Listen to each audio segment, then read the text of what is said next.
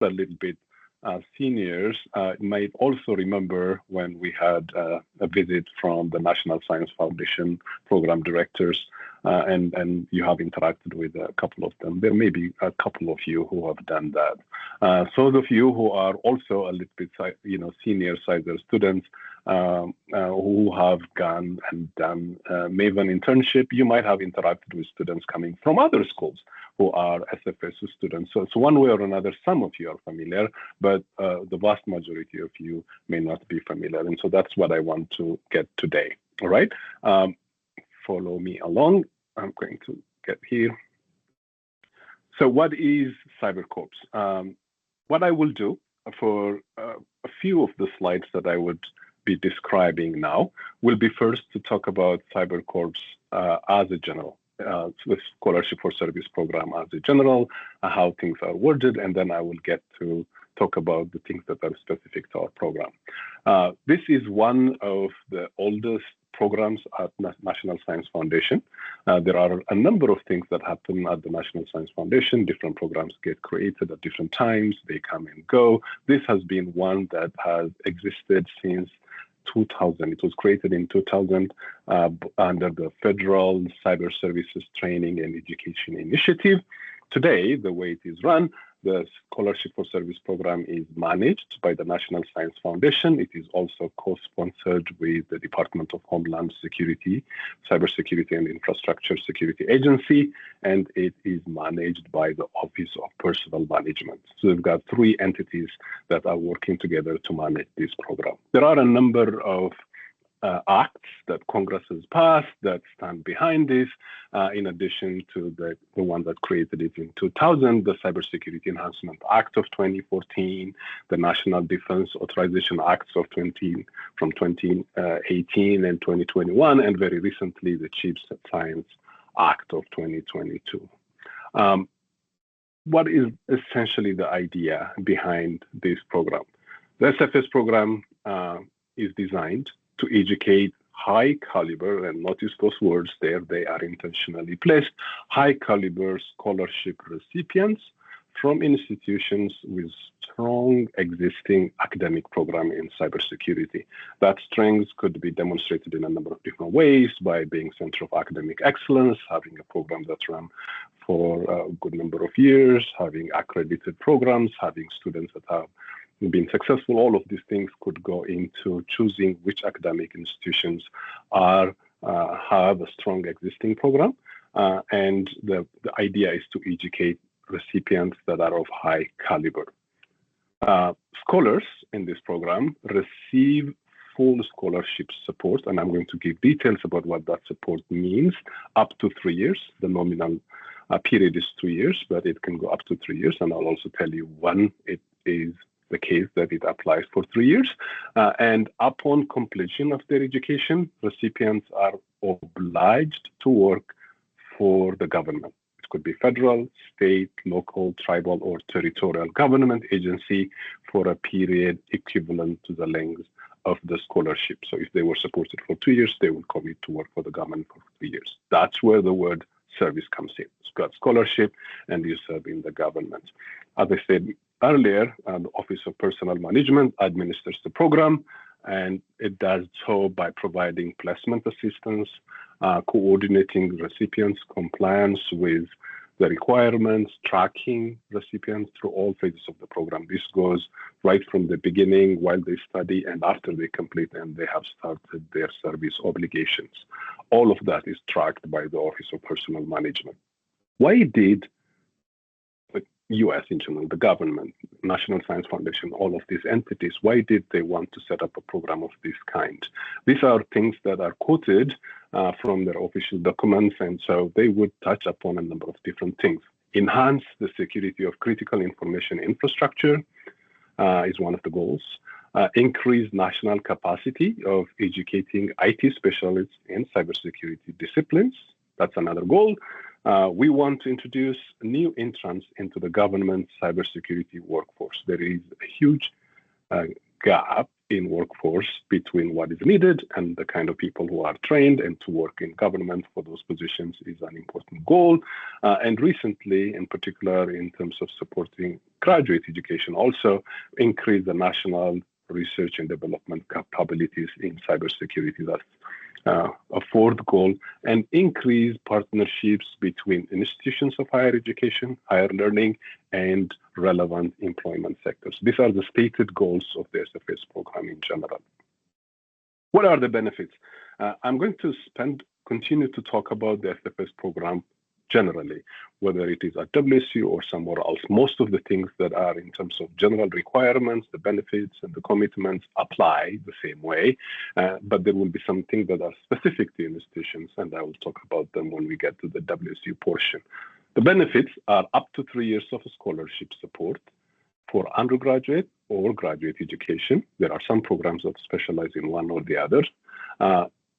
The benefits are for this type of students, for this type of education, there is tuition paid by the program. So every time I say up to 2 years or 3 years of support, that includes tuition paid by the program, stipend of $27,000 per year for undergraduate students, stipend of $37,000 per year if they are graduate students, and these amounts could be paid depending on which institution you are in different amounts. We at WSU will plan to divide this up into 4, for example.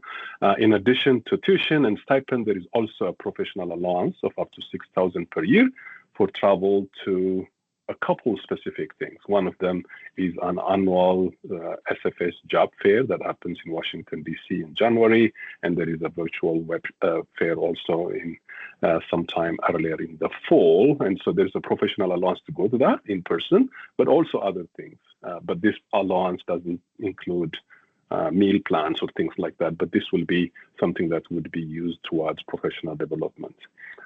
These are some numerical values that you can associate economic things in terms of finance that come along with it, but there is access to this SFS-specific virtual and also in-person job fairs that can be included in what recipients would get as a benefit.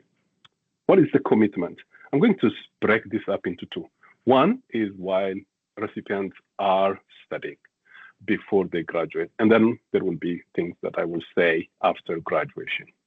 Before graduating, recipients of this program are required to maintain full-time enrollment. They are going to be maintaining good academic standing, and this will be specific to the institution that they are in. I'll tell you what our expectations are when it comes to WSU. Respond to requests for information from the SFS program office. This is the office that manages the program as a whole, as I mentioned earlier. So there will be surveys, there will be questions. Even when first the students are admitted into the program, there will be some things that will be called a questionnaires that we collect and send it to, after we made selections, to SFS, to the Office of Personnel Management, to see these are approved. And so that tracking, that question, things that are related with that, these are things required before graduating. Complete at least one internship opportunity within government. That is a requirement while one studies. So for example, if a recipient is getting this for 2 years, in one of the years after their first year, they are expected to have, before their graduation, to secure an internship opportunity within government. And one of the purposes of the job fair that happens in Washington, D.C. in January is for agencies to come and interview and see internship opportunities. And also, if it is the second year, the positions to get in government are also happening at that job fair. So one requirement for internship within government has to be completed, and participate in different activities depending on which school they are in. In our case, we'll call it experiential learning opportunities offered by the program itself, in our case, the WSU SFS program. So this is a requirement before graduation. And you're not going to be waiting. Anyone who receives this and be in the program is not going to wait until they graduate to look for a job, because it takes a long process, including sometimes security clearances. And so the search process happens while they study. And it is a strict requirement to be doing very active on them, maintain resumes at the portal students would have access to. So begin searching for employment to meet the post-graduation service requirement. This is what the commitment is before graduation. After graduation, the recipient will be working full-time, not part-time, not any other way, but work full-time in qualifying position at an approved agency. And I'll come in a second to examples of agencies that are eligible for this for a period equal to or commensurate with the length of the scholarship. That's after graduation, and provide documentation about this to the SFS program and also WSU, verifying employment, and this is done annually. Ensure contact information is up to date in your SFS profile. You'll get an account created, and that's where you would maintain some of your information. And so to make sure that your information is up to date is a requirement. That's one of the commitments. And to complete periodic surveys as requested by the SFS program, that's another requirement, and respond to all requests from the SFS program and WSU for information concerning the program and your status. So think about this more of like a marathon, like you've got 2 years before you graduate that you are very actively involved in your studies and maintaining commitment, and then 2 years after you graduate where you would do a different kind of thing, but there is a commitment towards that, including your service. This is the commitment part. I've told you about the benefits part.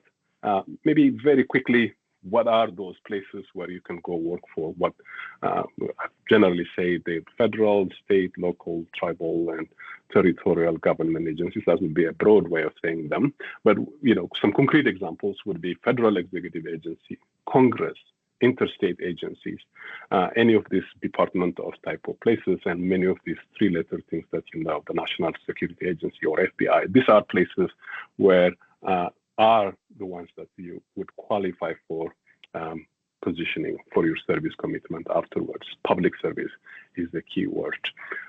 What are the eligibility requirements? I haven't gotten to tell you what the specific things about WSU are yet.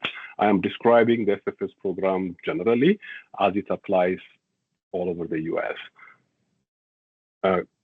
Applicants or scholars, when they get admitted in this program, they must be US citizens or lawful permanent residents under additional kind of approvals.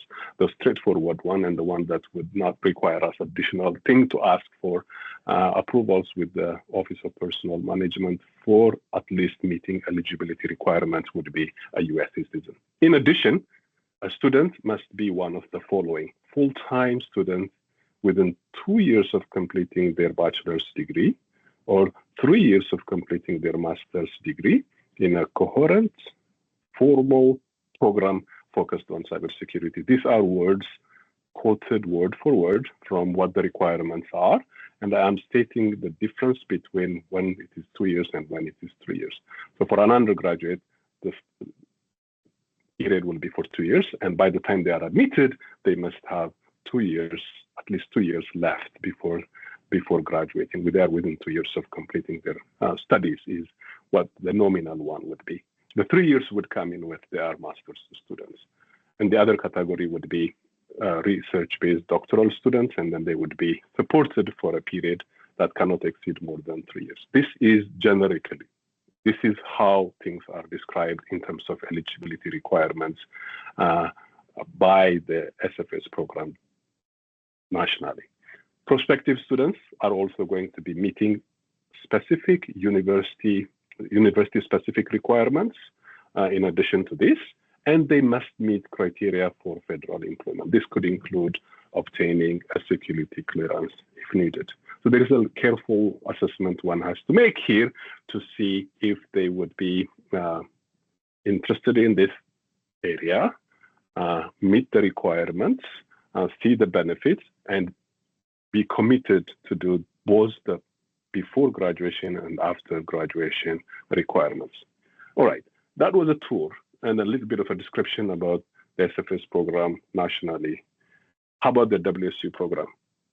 I'm going to tell you some specific things now, but maybe a good place to start is that our program is not just an undergraduate SFS program. It's not just a graduate SFS program, because there are some in the country which would specialize in one or the other. Ours is a combination, but it is heavily tilted for undergraduates. The way we have proposed and we have been funded, here are the numbers that we're looking for. We plan to train roughly around 20 undergraduate students and 6 graduate students within the next 5 years. We got funded now in January this year. This spring, we are setting up the application. We've got a website up, and applications are being received now, and they will be due until April 1st. We've got an entire month to complete that application. And so the first cohort, the first year, or the first batch of students would come in fall 2025, and we expect to have 4 undergraduates and 1 graduate student. These numbers could go up and down just a little bit, but the total number for the funding we have cannot change very much. And so that's one thing that you need to know. The other is that we are committed to providing excellent academic experience to SFS scholars through integrated research, mentoring, experiential learning, and internship opportunities. And the numbers that you see are here, and I have given a link for where to apply. Great. I did say a few things about eligibility requirements in general. So let me make it a little bit specific to what the WSU SFS program would require. It would require, of course, being a U.S. citizen or a lawful permanent resident. And now I've told you that we have both undergraduates and graduates to target, and mostly undergraduates for the numbers we have. And so our requirement is that they are full-time students at WSU at the time they apply, with an overall GPA of 3.0 or more. And they would be, a prospective applicant would be one of the following undergraduate or graduate programs. If you're an undergraduate student, an undergraduate program, we've got a few programs that adhere to that thing that I first told you about, a coherent, formal academic program in cybersecurity. And we've got a few of them, a couple of them at the undergraduate level. The first is Bachelor of Science in Cybersecurity, that's our new degree program. Many of you are familiar with it, and I'll say a few words towards the end. That is a clear category with the coherent programs in cybersecurity. Other than that, we have Bachelor of Science in Computer Science, or Computer Engineering, or Software Engineering, one of these majors, and pursuing a coursework requirement, those requirements for the coursework portion of the CyberCorps CAECO Fundamental Certificate. All of you are Cyber students, so you are either pursuing this certificate or the other one that's called the Basic Certificate. And for the requirement we have in this that would meet is to have those coursework requirements, and it is 4 courses and then 3 required courses and 4 electives out of a long list. That's the coursework requirement portion of that certificate. That plus the degree program would make it a coherent, formal training in cybersecurity that would apply. So if you're an undergraduate student in BS in cybersecurity, or one of these 3 programs plus a commitment, the coursework requirement portions of the fundamental certificate, then that would meet an eligibility requirement.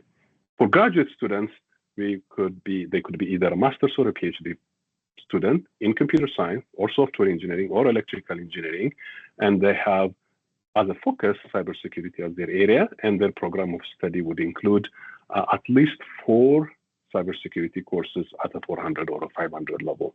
Within WSU at EECS, our courses have 500 level when they are graduate courses, but there are some courses that are at 400 level that would count towards your graduate degree. And so if you have 4 courses that are between these 2, then the coursework requirement is met. And so this is our definition for who is eligible to apply. At the time they apply, they should be full-time students in one of these programs and maintain or have a GPA of 3.0 or above.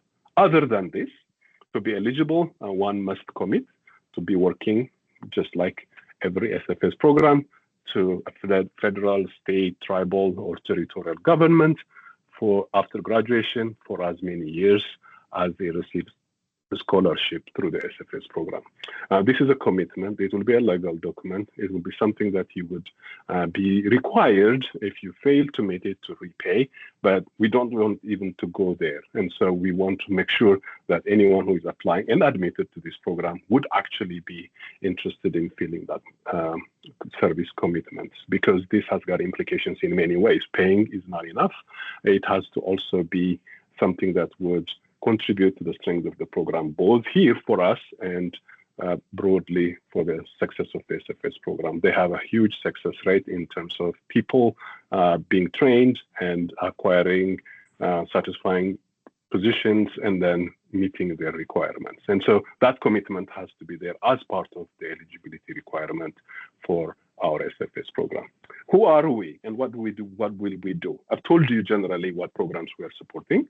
Here is the list of people I lead as a PI, and I've got Jana Dopa, Monwar Hassan, and Feng Hao. These are the cybersecurity and computer science faculty who are co-PIs, but we've got also a larger team that I will show you in a second.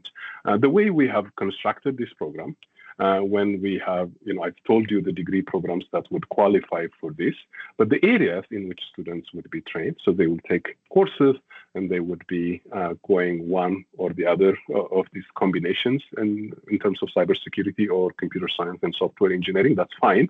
But what will they do? What sort of areas will they be trained on? SFS scholars would be mentored by faculty in different areas, and that would depend on the student's particular interest and who they would be working with. But we have identified 6 areas in which we have expertise and also a close relationship with the cybersecurity degree program we have. And those areas are artificial intelligence and security, cyber physical systems security, cryptography and post-quantum security, I've counted 3, software security in general, but software supply chain security in particular, hardware security, and web security. Those are our research areas, and here is the team. Let me show you a little bit about the bigger team. And so those 6 teams that I told you, areas in which people will be trained, are also supported in addition to the PIs and co-PIs. We have other cybersecurity faculty that I have listed here. And we will be working closely with students, SFS scholars, making sure that they are successful during their study, when looking for internships, and after graduation, finding the right places to work for. And this sort of things would require us quite a bit of things, including having a project manager for this. We'll be working closely with a typical academic advisor in choosing a program of study and things like that. And in our case, we would also be working with an external advisory board that knows a little bit about government that would work closely with us. And so this is more of like the structure in which this program will be managed. We have an evaluator, and this is Dr. Shola Abisopi, who also serves as our evaluator for the CyberCorps program. The evaluation with SFS programs in general has got 2 tiers to it. There is one that's national, the NSF, with the Office of Personnel Management, they do, of all programs in general. And there will be things that are specific to our project, to our SFS program. And what I'm talking about here is specifically to ours. Otherwise, the evaluation that is at the national level, our evaluator would interact with us to make that happen. In terms of specifically what we do, the experiential learning opportunity students would have, including participating in competitions, we'll have seminar series.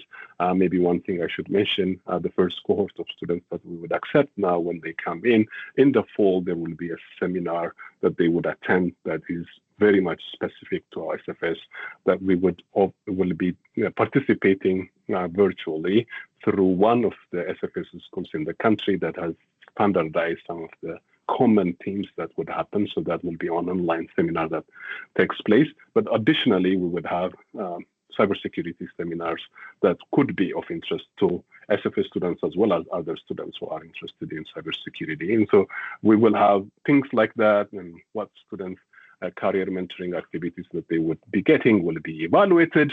I'm finishing about what I wanted to talk about the SFS program, both nationally in terms of its description and also in terms of things that are specific at WSU.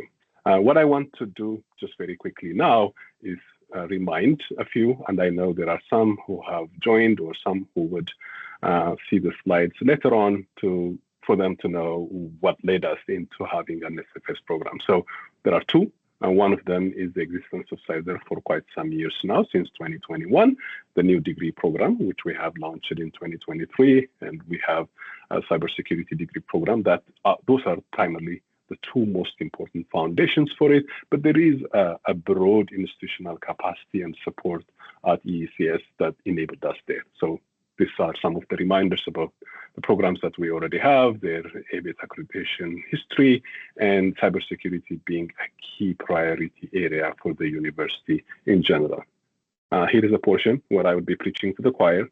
You are all cyber students, so maybe you know it by heart now, what Viceroy stands for and what it has been accomplishing. And so a reminder for those who may be a little newer, and a recap for us.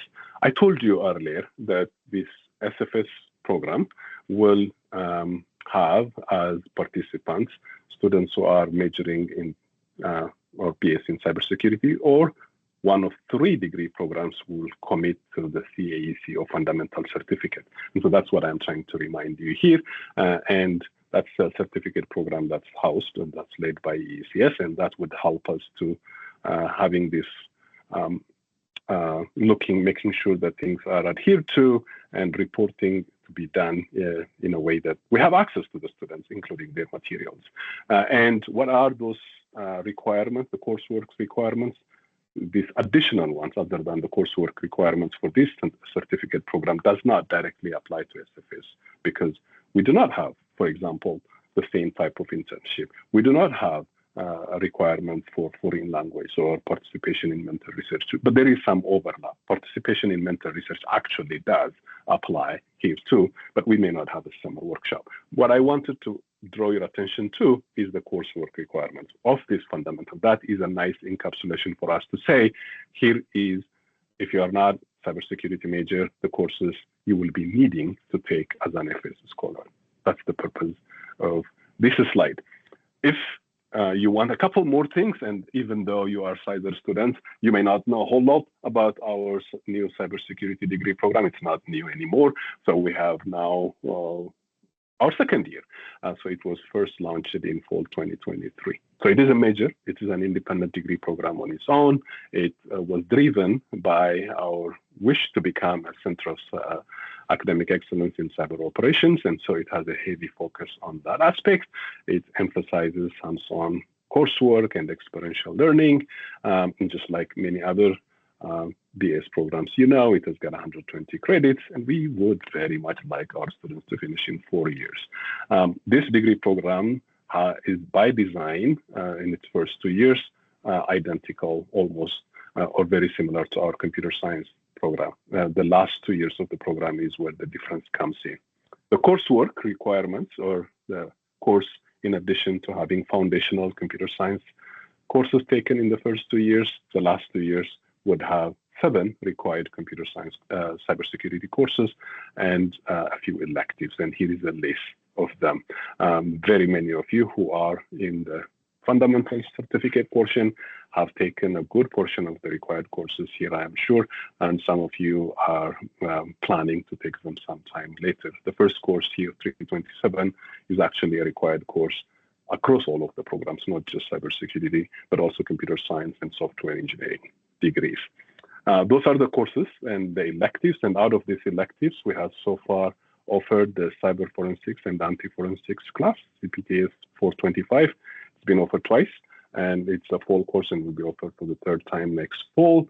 All of the required courses, of course, are offered all the time, except for the capstone course, which we don't have seniors needing that course anytime soon, but this next semester, starting from next semester, we will be offering it.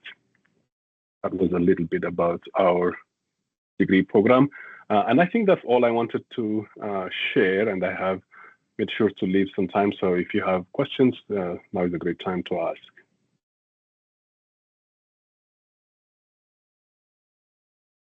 All right, I'm going to stop sharing. Maybe see screen better.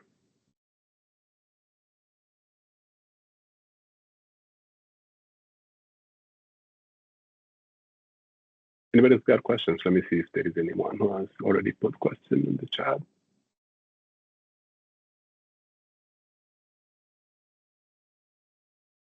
Does military service count? Yes, things that are, so I have to check with you if you mean like somebody who is a program like a ROTC program where there is a commitment of a different kind and payments and things like that. That's a little bit different, but generally speaking, post-graduation working in military would qualify very certain.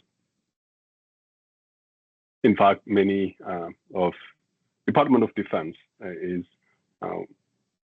for civilian jobs too, is one of the places where there is a need, which is the reason why our cyber program exists. So it aligns very well.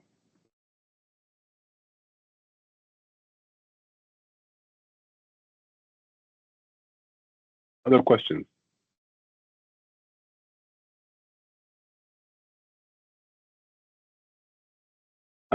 While you think of question, let me maybe say in one of the slides I did mention that applications are open. So if you go to cyber.wsu.edu and /SFS, you'll get some information, including some of the things I discussed now, not a whole lot, but some basic information. And there is a link to a little bit of guidance for students that you would get if you were to be admitted, to just get a sense for what comes ahead, but then it would lead you to a place where you would apply. When you apply, you would be asked to answer questions, and some of them will be used to make sure that eligibility requirements are met. Otherwise, it will be a complete waste of time for everybody. And so if you answer no or the kind of thing that would not make you eligible, then you will not be moving ahead with. And so when we send this to OPM for new student questionnaire is what they would call it. This would make sure that we are dealing with applicants that would meet eligibility requirements. After that, there will be some questions that you would get that would speak to your academic abilities, including material that you would give about your CVs and or your resumes, I should say, and transcripts and things like that. That will be a meeting about the not just eligibility, but how competitive you are for this program. And then you will get a chance to write, it's a required portion, where you would write an essay or a statement about your commitment for public service. This will be an input we would use to select. We expect to have many more applicants than we have positions, which is obvious. So you've seen 4 or 5 students per year is how many we would take. And so we expect to have many more. And so we want to make sure that anyone who is applying understands this, sees the benefits of it, is passionate about working in public service. So to get a chance for that, and maybe to tell a little bit about your experience in cybersecurity, you need to provide that. After we see this, then the PI team will meet and select candidates, and you will be interviewed. And so we'll interview, and to make our selection not just be based on the papers that came in, but also what one would say. And then we will select students to admit, and it's only after that we send it to our PM with your information for formally getting into the process. So we select, but the approvals would have to come. That would include some of these things that were asked about. Eligibility will be verified, and now then you would be called an SFS scholar. You would get a student portal, and that's where OPM would start to manage and report and things like that would tracked, and all of those things would happen after that. So there will be an interview process after this. So take the time to consider this seriously. We are very excited about the existence of the program, and we would like to have students that would be great additions to the cybersecurity workforce in the US, and who would enjoy working in the public service, who would see the benefit of it. Industry would pay you more, that's for sure. You would be very, very attractive as participants of this program to industry. I have heard about this at the job fair. I went to the job fair for the first time in January and attended the opening ceremony there. And one of the things that you would know is people who would be kind of load, and that's not what you will be doing because you have made a commitment to work for the government. And there are people who have stayed their entire career working in government. I've got many examples. Maybe I will invite one or two people who have been SFS scholars and are working for the Air Force Research Lab or Pacific Northwest National Lab now, or any number of places that you can imagine, and they would say this was some of the best decisions they have made in their lives. You don't have to work for the rest of your life. You just need to work for the time you were supported. That's the minimum commitment you have. But I have seen plenty of examples of people who never went back to industry. So there are pros and cons. And when we interview, we will talk about that. And to the extent of going and talking to even your parents, what it actually entails to be having this relatively huge amount of money while you study to make that decision the right way. And so it's an investment on you, and the return will come when you serve, working in the public space and having as a public service.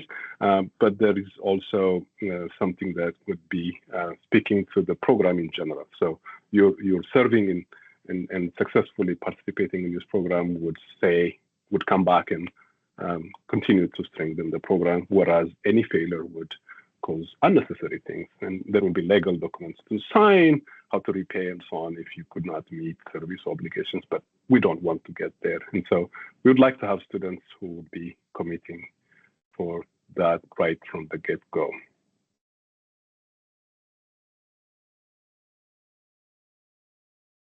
I am 4 years away from completing my degree right now. Do I not qualify for this program, or would I still qualify, but I would only get 3 years? If you are an undergraduate student, you would be not supported for 3 years. You will be supported for 2 years. That's the typical one. So if you are 4 years away, one of the reasons why you would want to start looking for a job and things like that is because you would want to be close enough. But what I would suggest is you apply, and if you meet every other thing and all that is there is a gap before your graduation, then you would be a great candidate for the next cohort, for example, but don't wait too long. So if you are a sophomore, will be the ideal person to get enrolled. At the time you are enrolled in the program, if you are a sophomore, you are the perfect person. And so that would be what I would say. But 4 years is a little too long.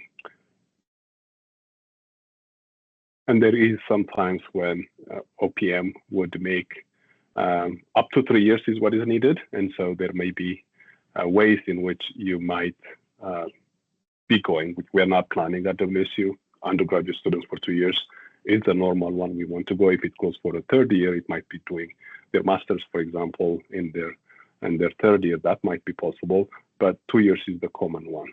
So 3 years before graduation, perfect. 4 years is a little too much, but I would encourage you to apply and be considered for the next cohort. So you will be ahead.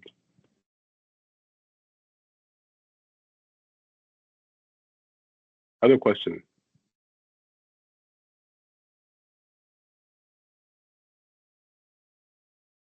Yeah, so that's a good question. So one of the things that the job fair goal, and the reason that the recipients of this program are required to attend it is a requirement. So internship is a requirement, but attending the job fair in January in DC, they may change it in the future, but it has traditionally been always in January before the semester begins, is to facilitate that. So it still continues to be competitive, and it still continues to be a challenge for someone to get government position, but also in a manner that aligns with their interests, including location sometimes, right?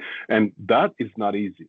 And so SFS scholars are expected to be good students of high caliber, as was stated, to be in a program that is considered excellent and so on, and be also very, very diligent in looking for positions with the support that they get. And so there's no guarantee. And so it takes the student, the scholar, effort also, but the chance of getting it when they do well is very, very high. Otherwise, the program won't be there. It was probably would be trying to meet a need that doesn't exist. We know there is a need. But it doesn't mean because there is something to be done, and anybody who goes through this program will get it. They have to prove it for it. And that's one of the challenges we have, to make sure that what we are producing is what is needed. And I can guarantee you'll get good training through our program, but it will take the student. And that's one of the reasons why we'll be having follow up with them. There is an initial counseling that's done at the beginning when they get into the program, and there is an exit counseling that happens when they leave. And so during those times, we will be reiterating this. It requires effort, plan A, plan B, and somebody has come up with a name for the kind of plan that they would have. This is ideally what I would want. Here is my fallback plan. Here is my other plan if this doesn't work out. If somebody is diligent on those and follows the kind of things, best practices that others would share, the chance of getting a job somewhere is very, very, very high. Without that, it doesn't mean it is guaranteed.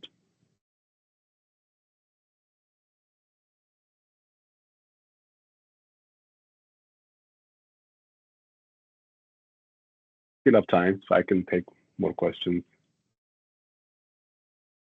So Asfa, I know you went to that SFS job fair in January, right? Do you know for people from Washington, or I know we have some MSU students too, but are there jobs you're aware of, like from that job fair, or just that you know of that would be in Washington? That if people want to do this program, but keep living in Washington, not necessarily go somewhere else. Right. So the whole thing is called job fair, and it's a 3-day event. The first day is an opening ceremony, which is where I spent, and so it was designed for PIs, and that's what I did. And the other 2 days where the job fair was happening, there were parallel things. So there were things that students would attend, meet with their agencies, having their resumes exchanges. The agencies will tell about what the opportunities that they have and so on. I didn't attend those. And there were things that were meant for PIs that would tell about how to run successful SFS programs. What do you do in your school? How do you deal when problems come up and so on? That I attended, which is the one that I would. So I don't have a direct answer to tell you about what people were kind of promoting at the job fair. But what I know is there are in Washington. I think any department related things would apply any state, but in Washington, I mean, there will be the things related with the keyboard activities there, anything related with Air Force. This will be in the DoD space, but other than that, any department of type of things would apply, whether they are in Washington or in other states. So there is plenty. There is plenty in Washington for government positions. NSA, I know, has got CISA has got things related that will be this. The national labs, not all of them qualify. There is a distinction that they make between one or another, and I know with some qualifications, I think there are some places, national labs, that would work, and we do have the Pacific Northwest National Lab in Washington. So I think there is plenty of choices for people who want to live in Washington and be an SFS scholar. PNNL, in addition to being a place to work, I know during many times I have interacted with people, some of them surprised me, are themselves alums of this program. And so there is many examples. I don't know, James, if I answered your question in a good way, but I guess I was thinking more at the state or tribal or local level, because given the current chaos at the federal level, some students might not want to go into that. But just to highlight that you don't have to go federal, you can go state or local as well. Absolutely. And so the local and tribal and so on, in some places are a lot more full of opportunities than others. I think Washington would be included in one of them in that sense. And so it doesn't have to be federal. But this is something that I would know even maybe not directly attending the agencies that came to the job fair.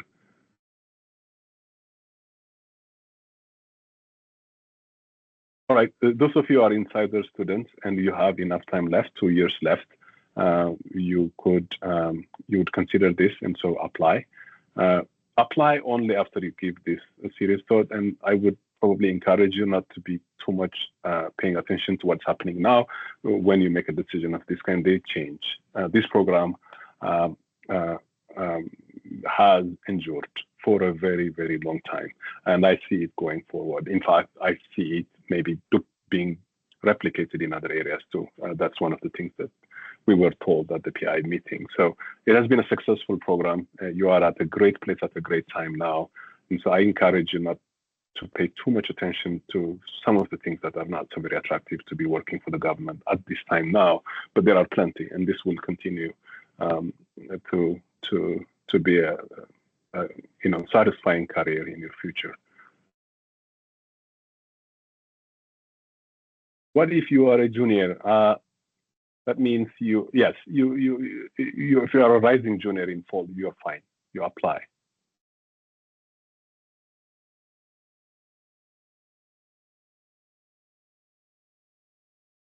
That would be only leaving you with a year. OPM, the SFS program in general, is very picky on people who have only 1 year left, but you will be a perfect candidate if you continue to grad school there and get another 1 year or two supported in this way, so that you actually do meet up to that 3 years, and then will be an excellent candidate. All of this is going to be super, super competitive. So when I say this, I'm talking about just in general what could work, and I don't want to discourage you from applying now, but mathematically speaking, a rising senior who would do 2 years after that and get their master's will be an excellent fit for an SFS program of ours.